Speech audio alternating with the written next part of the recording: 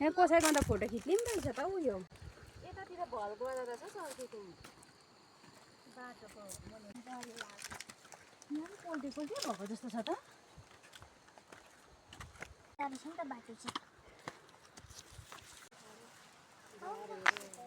video बनाउँदैछ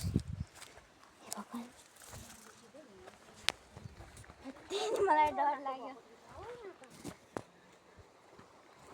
यहाँ माथिबाट यस्तो यो ठेलेर यो ठेली यो माथिबाट आउ झर्ने बित्तिकै यसको लोडले मुटो ठेलेछ चलिरहेछ नि रिङ्गटी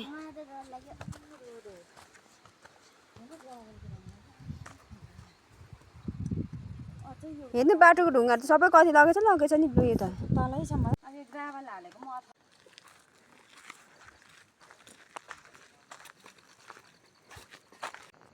के आयो बाटै हो कत्रो खोला बजी